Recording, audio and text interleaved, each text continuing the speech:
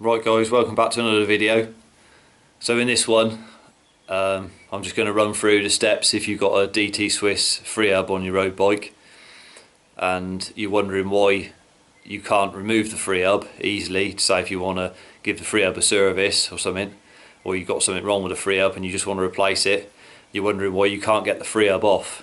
Now in many videos it will just show you how to get the Freehub off when they just get hold of the Freehub like you should do, and you should just be able to pull it off with your hand. It should come off no problem. But if it doesn't come off, then I'll show you what I do if they get stuck on there and you want to remove it. So I'll go and show you that. But regards to the getting the Freehub off, what happens with these is normally you'd remove the end cap, you just get hold of it like that with your hand and give it a pull up on it, and that'll just come straight off of there. As easy as that. That's what it should do. But this one, that's completely stuck on there. It won't come off. You can't pull it. You can clamp that in a vise with soft jaws, obviously, so it doesn't damage the outside of that. You can clamp that in a vise and try and pull up on it, and if you can't pull it off by hand, then it might come off. If it comes off, then all very well. If you're pulling up on it and it just will not move, it's because the bearing that's in the end there, you can see, the inside ring there, it's just seized slightly onto the shaft there. So what you've got to do is, if it won't come off by pulling it up, you've got to hit that shaft back out from the drive side, out down to the non-drive side. So you've got to have the wheel up off the ground and support it around the other side, support it around this side, around this area, and then if you hit it out this way, you probably have to replace the wheel bearings. Obviously you may have to, depending on if you get it out, if it comes out nice and freely without too much aggravation. But you can hit it out from the drive side to the non-drive side. So what you want is something that will go in there and rest on there, and you don't want to damage obviously the end of that in any way. So you don't want to just hit that like steel. You don't want to just smack that with a hammer on the end of there. Obviously that's slightly lower than the edge of the Freehub, that is. So there's no point in just hitting it with a hammer. You're not gonna hit that perfectly with a hammer. So you need something that's going to go down inside there and sit on there. So I'll show you what I would use, or what you can use if you've got anything lying around. I'll just show you. So what you can use for removing it is something like that. It's got an aluminium washer on it there that you can see, and obviously that is aluminium there. So aluminium on aluminium, it won't do damage. If it's steel on aluminium, then obviously it's going to ruin the aluminium's going to get wrecked easily. So as you can see, you drop that in there, you've got a nice large area and it covers it perfectly like that. So if you can find yourself a bolt or something in the head that's larger diameter than that the circle there through the axle part, if you can place it in there like that, then it sticks up nice and proud of the Freehub, so you've got something to hit. And obviously, like I say, rest your wheel up off the ground, pack it up off the ground well, and just see if you can get it start moving.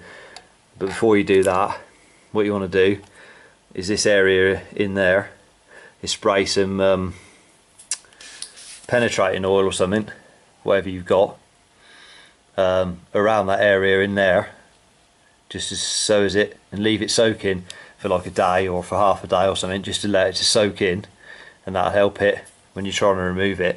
And you can also just spray a bit around the bearing on that side as well, just to give it a chance. It helps it slide out through.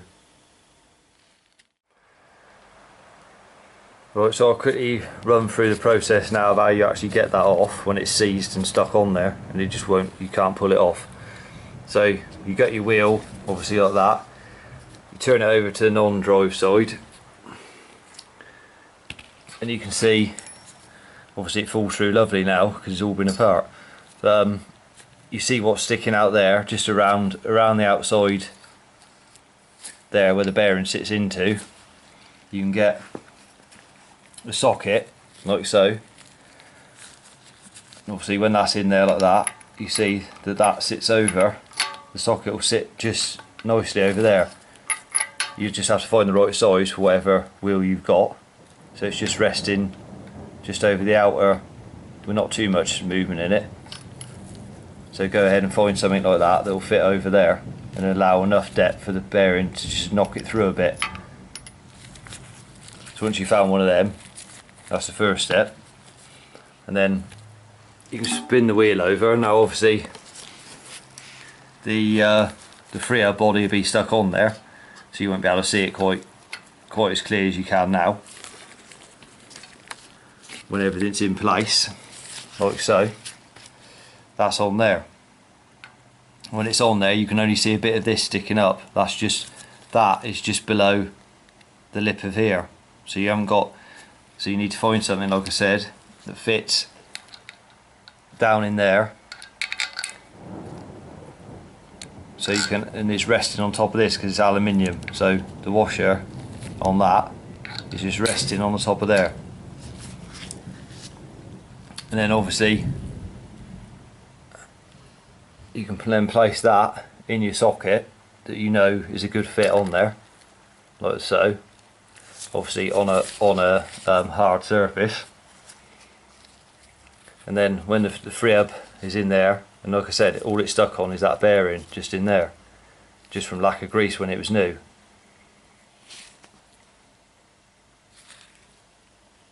Then to remove it, all you need to do is hit down on there with a sharp blow.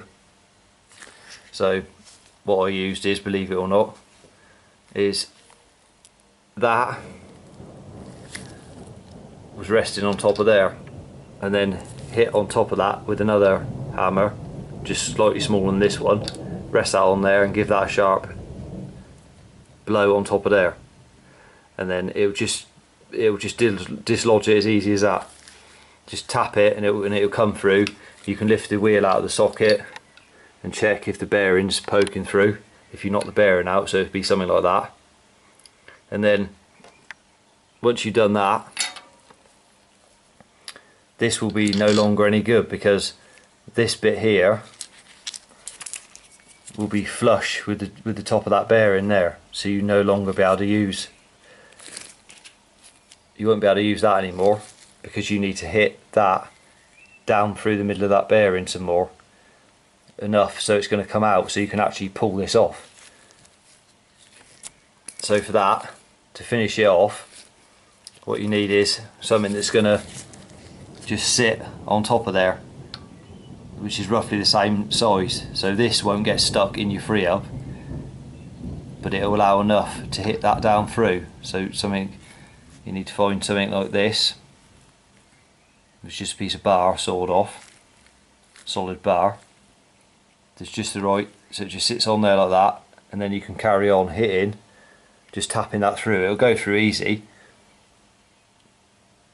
but you need to find something that will do the job, like a piece of bar or a bolt, saw a bolt off, as long as it's long enough and it doesn't, like I said, it can't be a tight fit in the end of there, because obviously if you hit that down through there, you need to, just so it's big enough so it's going to fit inside there, but it'll just allow enough to be able to hit that down through. And then once you've done that, then this will just pull off, just take that off. And then obviously when you reassemble everything, make sure that you clean it up beforehand and then grease it all as well, and then especially just around the bearings, so you know it's all going to come apart again. And especially on here, just smear some grease around there, and then you know the Freehub's just going to pull off, and then all you've got to do then is service the Freehub, and then you're good to go again. Right guys, that was a quick video there on how to remove your DT Swiss Freehub if you're stuck on there. Hope you liked the video, hope it might help you out. Until the next one, ride safe and I'll see you then.